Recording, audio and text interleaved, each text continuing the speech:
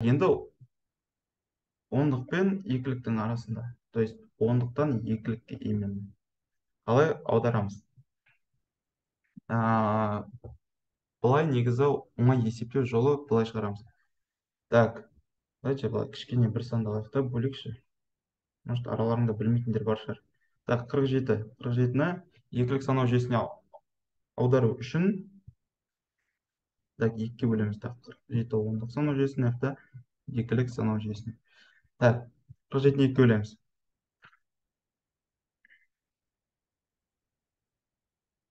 23 жиырма үш қырық алты. 23, 46-тан келеді. Мақта бір қалдық қалып, бірдің асын сызып кетейік. 23-ті екіге бөлеміз. 10 бірден келеді. 22 болады. 22-ден бір қалдық қалады. 11-ді екіге бөлеміз. 5-тен келеді. 10 болады. Бір қалдық қалады. 5-ті екіге бөлеміз. 2-ден келеді. 4 болады. Бір қалдық қалады. 2-ні екіге бөлеміз. 1 болады. Бұл жақта 2 и 0 түседі. Так, енді қараймыз. Егер осында жол сендерге оңай болатын болса, сонда соңындағы санды бөліп қажет емес.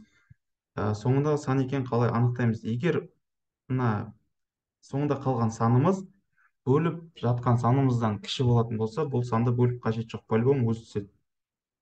Түсінікті ғой? Мысалы, мына жерде 1 түседі да. Егер оны кәдімгідей бөліп көретін болсақ, 1-ді 2-ге бөлсең нешеден келеді? 0-ден келеді. 0-ді 2-ге бөлсең 0 болады. 1-ден 0-ды азайтсаң, 1-дің өзі шығады. То есть, мынаны қайтадан тереміз. Бұны білесіңдер бұл жолды, да? Қандай сан болады сонда? 1, 0, 1, 1, 1, 1. Да, вроде. Так.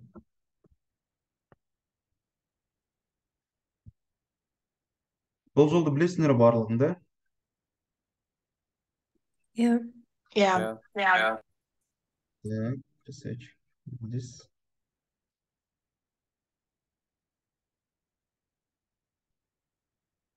Так, хорошо, бұны көбісі біле береді, көбісі біле бермейтін несі бар. Бұл бізде мынандай амал.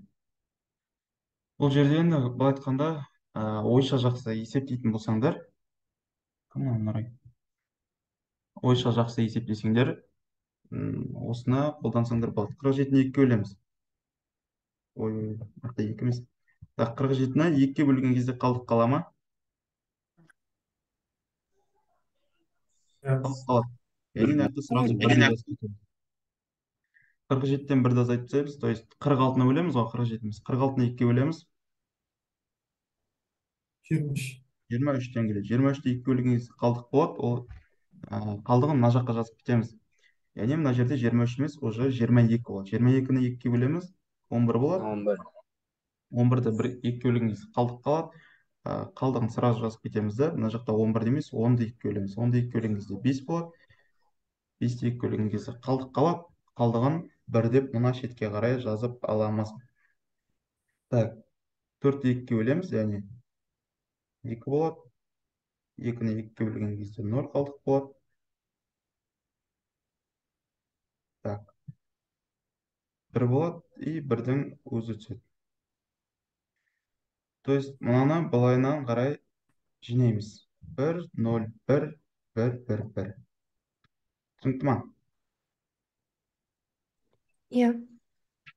Так, хорошо. Түсінікті болса керемет. Так, енді сендерге тапсырма дәл қазір. Былай жасаймыз. Тапсырманы қазір есеп қой. Есепті беремін. Есепті шығарып, чатқа жазамыз жауабын. Түсінікті ғой? Так, давайте. Бірінші, мынандай екілік санау жүйесіндегі сан.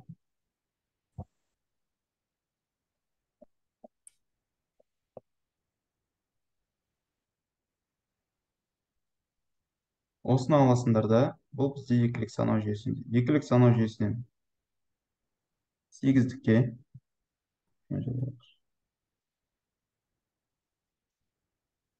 8-дікке ауыстырасыңдар. 8-діктен